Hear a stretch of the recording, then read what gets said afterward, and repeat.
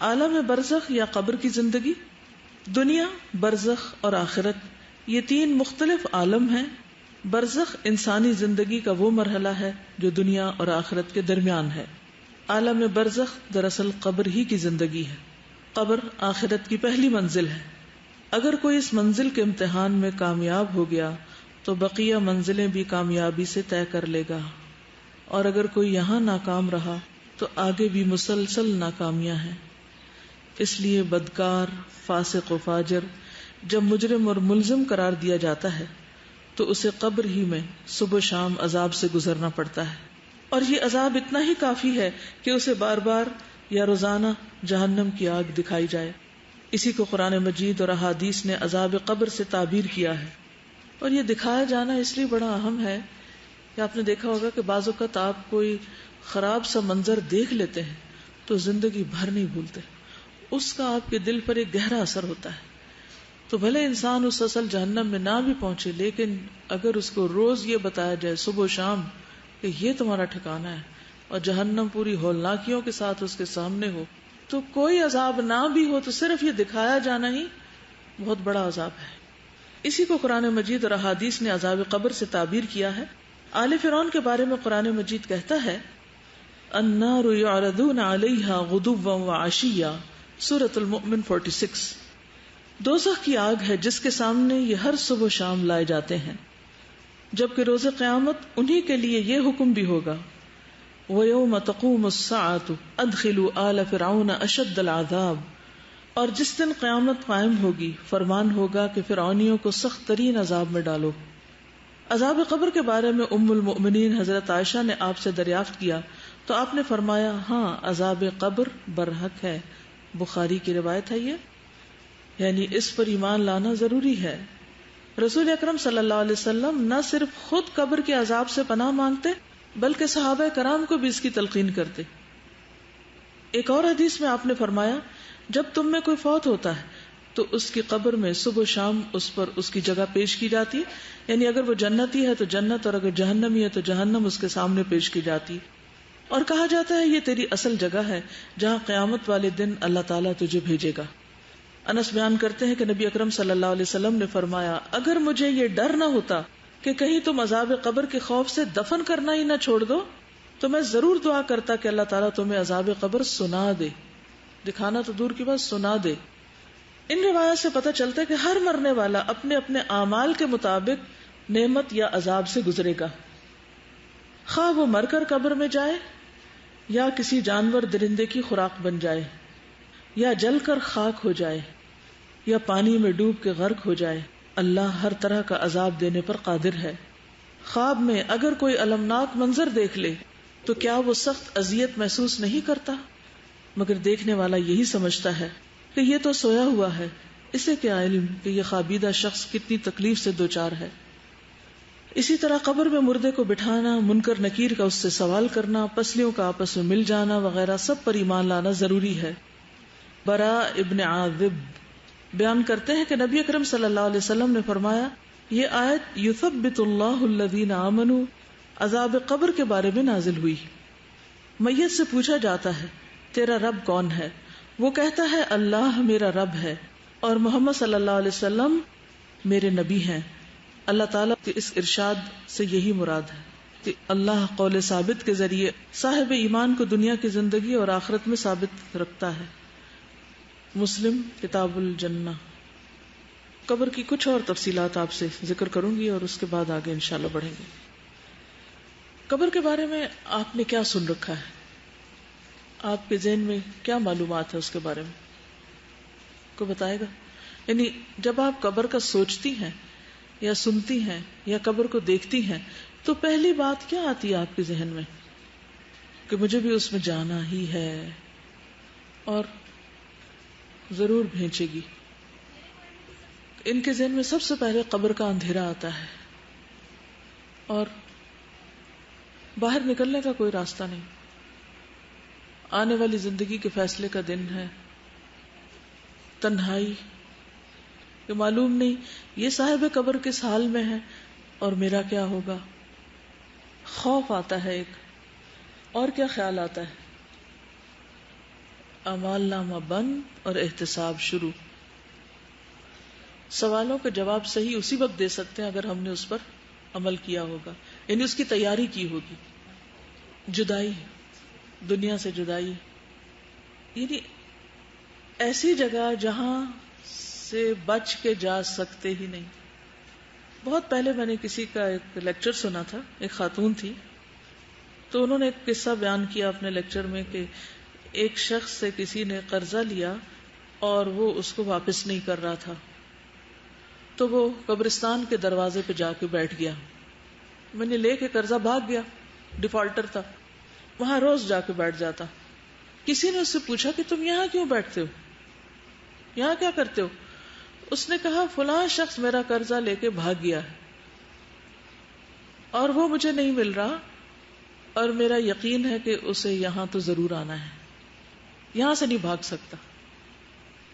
تو یہ ایک حقیقت ہے کہ ہم کچھ کر کے کہیں بھی بھاگ جائیں، لوگوں سے چھپ جائیں، کہیں روپوش ہو جائیں، گم ہو جائیں، لیکن وہاں سے گم نہیں ہو سکتے، وہاں تو جانا ہی جانا ہے.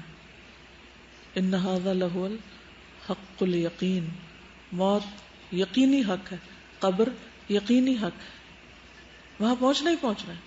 تو اس لیے عقل مند وہی ہے جو اس کی تیاری کر لے، اس گھر کو بنا لے، اس کو سنوار لے، اس کو سجا لے. اب یہ ہمیں دیکھنا ہے کہ ہم اپنے دنیا کے گھروں کے لیے کتنے فکر مند ہوتے ہیں اور روز کیسی کیسی پلاننگ کرتے ہیں، اور ان کو بڑا کرنے اور ان کو مزید سجانے اور ان کے اندر مزید دنیا بھر کے پتھر کے ٹکڑے لا کے رکھنے کی کیسی کیسی فکر کرتے ہیں. اپنی کمائی کا بہترین حصہ جو ہے وہ صرف خوبصورت ڈیکوریشن پیسوں پہ خرچ کر کے اپنے آس پاس رکھ کے خوش ہوتے رہتے ہیں. لیکن اس قبر کے اندر کے لیے کیا کچھ رکھا ہوا ہے، وہاں کتنے ڈیکوریشن پیس ہیں، اور وہاں کے ڈیکوریشن پیس کیا ہیں، اور وہاں کی خوبصورتی کیا ہے، اس کے بارے میں کتنا سوچتے ہیں. آپ اپنی کاپی پہ، اپنی ڈائری پر ایک لکیر صفحے کے درمیان میں لگا کے اپنے اس گھر اور اس گھر کا موازنہ کر لیں کہ یہاں کیا کیا چیزیں ہیں میرے پاس، میرے بیڈ روم میں کیا کچھ ہے. قبر بھی تو ایک بیڈ روم ہے نا، it's a money bed room. پھر اپنے آپ سے پوچھیں اس بیڈ روم میں کتنے دن رہنا ہے اور وہاں کتنے دن رہنا ہے، یہاں کیا کیا رکھا ہوا ہے. جو ہے نا آپ کے بیڈ روم میں، اس سارے کی لسٹ بنائیں، اپنے لیے بنائیں، بے شک آپ کسی کو نہ دکھائیں لیکن بنائیں. اور قبر کے لیے کیا کیا چاہیے. دیکھیے جب بچی کی شادی کرنی ہوتی ہے نا، تو ہر ماں باپ میں نے دیکھا ہے غریب سے غریب بھی کاپی پین پکڑ کے بیٹھ جاتے ہیں یا کسی لکھنے والے کو بلا لیتے ہیں اور اس کو سامان کی لسٹ لکھواتے ہیں. ایسا ہی ہوتا ہے نا، یہ برتن لینے ہیں، یہ بیڈ روم کا سامان ہے، یہ فلاں ہے، یہ فلاں ہے. کتنی چیزیں لکھواتے ہیں اور کتنی لکھتے ہیں، اور جو رہ جاتی ہے ساری زندگی اس کے لیے بھاگ دوڑ کرتے رہتے ہیں. پھر جب تھوڑا پرانا ہوتا ہے، آؤٹ آف فیشن ہوتا ہے، پھر اس کو ریپلیس بھی کر لیتے ہیں. یہ سب چیزیں ہو رہی ہوتی ہیں. اس کے برعکس کس نے کاپی پین پکڑ کر یہ لکھا کہ وہاں کیا کیا چاہیے، کون سی چیز نیچے کے لیے چاہیے، کون سی دائیں سائڈ کے لیے، کون سی بائیں کے لیے، کون سی سر کی طرف، کون سی پاؤں کی طرف، کہاں کیا رکھنا میں نے. یہاں تو ٹیلی ویژن کی لیٹسٹ اسکرین کے لیے ہم بھاگ رہے ہوتے ہیں. جو نئی چیز آتی ہے پچھلی دے کے ادھر ادھر اور خرید لیتے ہیں تاکہ لیٹسٹ موویز اور ہر چیز کے نظارے خوبصورت سے خوبصورت مائنیوٹ ڈیٹیلز تک میں کر سکیں بہترین کلرز کے ساتھ. اور وہاں بھی ایک اسکرین نے چلنا ہے جس پہ یا جنت چلے گی یا جہنم چلے گی. اس پہ کیا کریں گے، وہ کیسی اسکرین ہوگی، اور اس کے پیچھے کون سا کنٹرول روم ہوگا، وہ کون دکھائے گا، اور اس کا دکھایا جانا بھی برحق ہے. اصل بات یہ ہے کہ ہم خود کو دھوکہ دیتے ہیں. ہم مانتے ہیں مگر کوئی نہیں مانتے. ہم کہتے ہیں ہم تیاری کریں لیکن کوئی نہیں کر رہے. جتنا مال اس دنیا کے لیے خرچ کرتے ہیں اس کا کتنا حصہ آخرت کی اس کوٹھڑی کے لیے بھی خرچ کر رہے ہیں. یہاں بجلی نہ ہو تو کس قدر گھبراہٹ اور آلٹرنیٹ طریقے سوچتے ہیں. ایک نہ چلے تو دوسرا، دوسرا نہ ہو تو تیسرا. لیکن وہاں ٹھنڈک کس چیز سے ہوگی، ہوا کہاں سے آئے گی، اس کے لیے کیا کرنا ہوگا، وہ نہیں سوچتے. یہاں بجلی نہیں تو کینڈلز، وہاں اگر اندھیرا ہو گیا تو کون سی کینڈلز. ان ساری چیزوں کو کمپیئر کر کے دیکھیں. جب آپ اپنے بیڈ روم میں اپنی چیزیں لکھنے لگیں گے نا تو آپ کو اس کے ہر چیز کے پیرالل سوچیں کہ وہاں کیا ہوگا میرے پاس. کیونکہ ہمارا اصل امتحان ہمارے گھروں میں ہوتا ہے، جب ہم اپنے بچوں میں ہوتے ہیں، جب ہم اپنے گھر والوں کے بیچ میں ہوتے ہیں. وہاں کتنا اپنے رب کو یاد کرتے ہیں، اپنے بستر پر کتنا اپنے رب کو یاد کرتے ہیں. پھر صبح کس وقت اٹھتے ہیں، فجر کی نماز کا کیا عالم ہے. کہیں وہ تو نہیں قضا ہو جاتی اس بہانے سے کہ گرمیوں کی راتیں چھوٹی ہیں.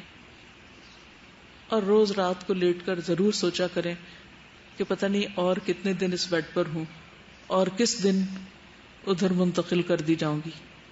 جیسے وارڈز میں شفٹ کر دیتے ہیں نا، اب ادھر چلے جائیں اب ادھر لے جائیں، کیونکہ وہ ایک یقینی حق ہے اور اس پر ایمان ضروری ہے اور اس کی تیاری ضروری ہے. اصل بات ہے کہ تیاری ضروری ہے. ماننے کی سچائی تو تبھی پتہ چلے گی جب کچھ تیاری کریں گے، اور اگر تیاری نہیں کر رہے تو اس کا مطلب ہے کہ وہ ماننا بھی بس زبانی کلامی ماننا ہے، حقیقت میں نہیں مان رہے.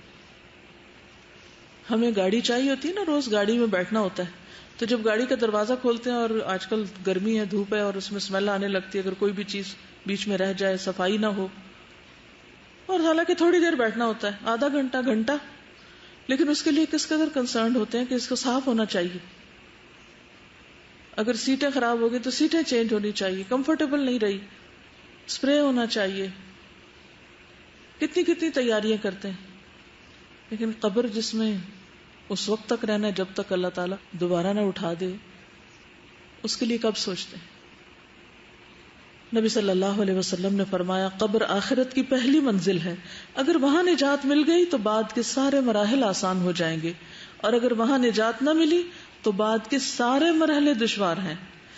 اور آپ نے یہ بھی فرمایا اللہ کی قسم میں نے جتنے بھی مناظر دیکھے ہیں قبر کا منظر ان سب سے ہولناک ہے.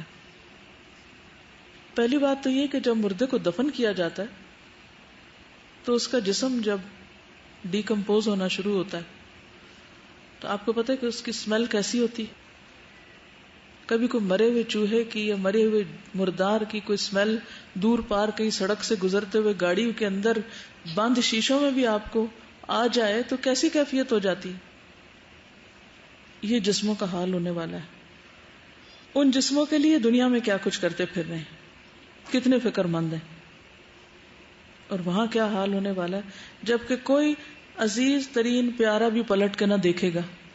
ابو لہب کے ساتھ کیا ہوا، اس کے اپنے بچوں نے اس کے ساتھ کیا کیا، کس طرح صرف لکڑیوں کے ساتھ دور سے گڑھا کھدوا کے حبشیوں سے اس کو دھکیل دیا اس میں، کیونکہ وہ نہ غسل نہ کفن نہ کچھ بھی نہیں، اور اس کے ساتھیوں کو قلیب کے کنویں میں پھینک دیا گیا. السلام علیکم. ایک ڈاکیومنٹری میں دیکھ رہی تھی نیٹ جیو پہ کس طرح سے ہیومن ڈکے ہوتا ہے، تو وہ بتا رہے تھے کہ جو سارا بلڈ ہوتا ہے وہ آپ کے جو ہالو اسپیسز ہوتی ہیں وہاں پہ جمع ہو جاتا ہے، آپ کے منہ کے اندر، آپ کے پیٹ کے اندر، اور پھر آہستہ آہستہ وہاں پہ گیسز جمع ہوتی ہیں تو وہ پھٹنا شروع ہو جاتی ہیں. جو قبر سے آوازیں کہتے ہیں نا آتی ہیں، وہ اصل میں یہی ہوتی ہیں جب آپ کے اسٹمک کے اندر گیسز پھٹتی ہیں، آپ کے لنگس کی گیسز پھٹتی ہیں، اور بہت اس طرح سے آپ کی اسکن ڈکے ہونا شروع ہو جاتی ہے. بہت ہی وہ بری طرح سے ڈکے انسان ہوتا ہے. تو یہ اللہ کے رسول صلی اللہ علیہ وسلم قسم کھا کے فرما رہے ہیں کہ اللہ کی قسم میں نے جتنے مناظر دیکھے ہیں قبر کا منظر ان سب سے زیادہ ہولناک ہے. پھر یہ کہ ہر ایک کی قبر ایک بار بھینچی جائے گی. مسند احمد کی روایت ہے نبی صلی اللہ علیہ وسلم نے فرمایا قبر کو ایک مرتبہ بھینچا جاتا ہے، اگر کوئی شخص اس عمل سے بچ سکتا تو وہ سعد بن معاذ ہوتے. obviously جو کافر ہوتا ہے یا منافق ہوتا ہے اس کے ساتھ سختی کا معاملہ ہوتا ہے، لیکن جیسے مومن ہے تو اس کے اوپر بھی ایک دفعہ قبر تنگ ہوتی ہے. کبھی آپ نے دیکھا ہوگا کہ بہت سارے لوگ ہوں تو ایک سٹیمپیڈ ہوتی ہے جب، تو یا ایک دوسرے کے بیچ میں دب گھٹ جائیں تو کیسی کیفیت ہوتی ہے اس وقت، ایسا لگتا ہے دل باہر آنے لگا ہے. پھر قبر میں اندھیرا. نبی صلی اللہ علیہ وسلم نے فرمایا یہ قبریں اپنے رہنے والوں پر اندھیرے سے بھری ہوتی ہیں اور اللہ ان کو میری نماز کی وجہ سے روشن کر دے گا یا میری دعا کی وجہ سے روشن کر دے گا. بصلاتی علیہم، یعنی آپ جو دعائیں کرتے تھے اپنے صحابہ کے لیے اور جنازہ وغیرہ پڑھتے تھے اور اسی لیے بعد میں بھی یہ سنت جاری رہی کہ جو بھی کوئی فوت ہو اس پر جنازہ پڑھا جائے اور پیچھے والے اس کے لیے دعا کریں. اب آپ دیکھیے کہ مرنے والے کے لیے عموماً کتنی دعائیں ہوتی ہیں. اپنے اپنے سپارے کھول کے بیٹھے ہوتے ہیں, گٹلیاں پھینک رہے ہوتے ہیں, باتیں کر رہے ہیں, ادھر ادھر کے کاروبار ڈسکس ہو رہے ہیں, لیکن اس وقت مردے کے ساتھ کیا ہو رہا ہے اس کی کسی کو بھی فکر نہیں. پھر قبر میں عقل کا لوٹایا جانا.